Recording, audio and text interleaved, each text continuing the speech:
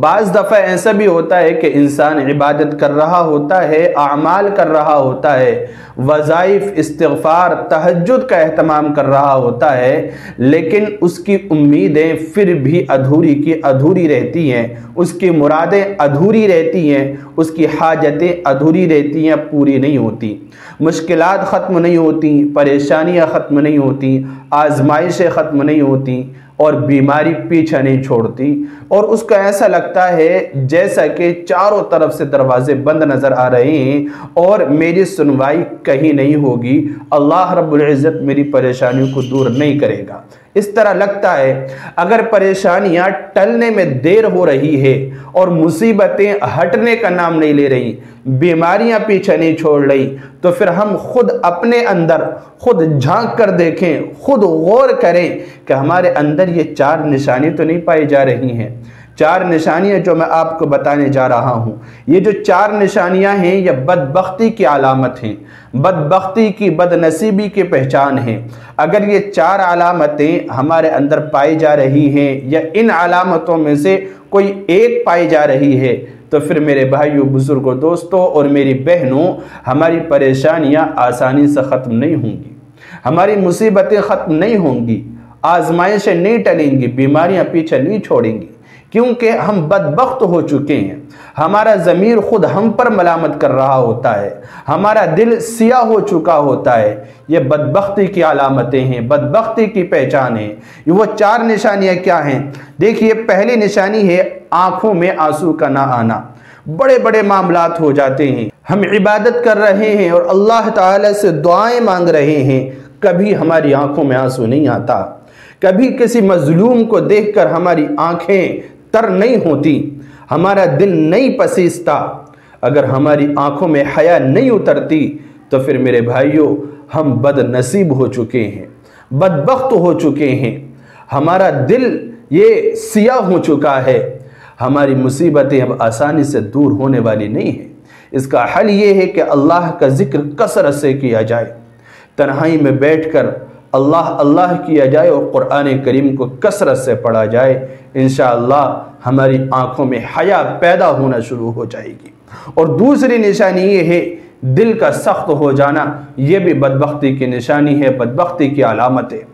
ہمارا دل پتھر ہو چکا ہے، نرم نہیں ہوتا، بڑے بڑے حادثات، بڑے بڑے مظلوم اور بڑے بڑی خبریں عجیب و غریب ہمارے سامنے آتی ہیں، بڑے بڑے معاملات ہو جاتے ہیں، لیکن ہمارا دل نرم نہیں ہوتا، ہمارا دل پسیستا نہیں ہے، ہمارے دل کے اندر نرمی پیدا نہیں ہوتی۔ مظلوم کے لیے، غریبوں کے لیے، محتاجوں کے لیے، بے سہاروں کے لیے ہمارے اندر، ہمارے دل میں جذبہ مدد کرنے کا پیدا نہیں ہوتا۔ گناہ پر گناہ کرتے رہتے ہیں، نافرمانیوں پہ تلے رہتے ہیں، تو یہ سب اس وجہ سے ہوتا ہے کہ ہمارا دل سخت ہو چکا ہوتا ہے۔ دل کی سختی کو دور کرنے کے لیے اللہ کا ذکر کثرت سے کریں۔ کیوں؟ الا بذکر اللہ تطمئن القلوب، اللہ کا ذکر ہی یہ دلوں کو سکون پہنچاتا ہے اور دلوں کو نرم کرتا ہے۔ تو یہ دل کا سخت ہو جانا اور دل کے اندر خیالات نرمی کے نہ آنا، دل کا نہ پسیزنا، یہ بھی بدبختی کی علامت ہوا کرتی ہے۔ اور تیسری جو بدبختی کی نشانی ہے وہ ہے لمبی لمبی امیدیں باندھنا، لمبی لمبی امیدیں باندھنا کہ ایسا کروں گا، ویسا کروں گا، یہ ہوگا، پھر اس طرح سے کروں گا، یہ ہوگا، اس طرح سے خواب سجائے بیٹھا ہے۔ تو اتنی لمبی لمبی امیدیں باندھنا، یہ بھی زیادہ امیدوں کا ہونا، یہ بھی بدبختی کی علامت ہوا کرتی ہے۔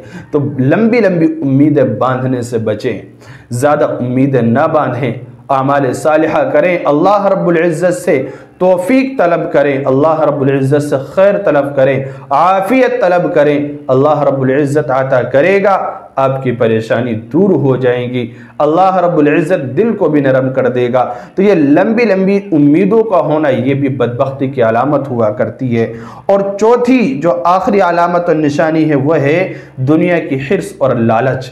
दुनिया की हिर्स और लालच, दुनिया में रहने की लंबे वक्त तक तमन्ना रहना, दुनिया के अंदर महल्लात तामीर करने का शौक़ होना, दुनिया से जज्बा होना, दौलत से मोहब्बत का जज्बा होना, दुनिया के पीछे पड़कर आखिरत को भुला देना, अपने रब को भुला देना, अपनी जिम्मेदारियों को छोड़ देना, दोज़ख को भुला देना, जन्नत को भुला देना। अल्लाह रब्बुल इज़्ज़त ने जिस मकसद के लिए पैदा किया है, इस दुनिया के अंदर हमें और आपको भेजा है, इस दुनिया में लगकर इसकी ज़ेब व ज़ीनत में पढ़कर अपने मकसद को भुला देना, ये भी ऐसा है कि इंसान इसकी वजह से बदबख्त हो जाता है। ये दुनिया की हिर्स और दुनिया की लालच, कहते हैं ना लालच बुरी बला है, तो दुनिया की जो लालच है ये भी बुरी बला है। दुनिया की हिर्स और लालच में जब इंसान पड़ जाता है तो फिर इंसान बदबख्त हो जाता है, फिर वो परेशानी में घिरता चला जाता है, मुश्किलात में घिरता चला जाता है, उसकी दुआएं कबूल होना बंद हो जाती है और उसकी इबादतें, उसके वज़ाइफ और आमाल ये असर करना छोड़ देते हैं।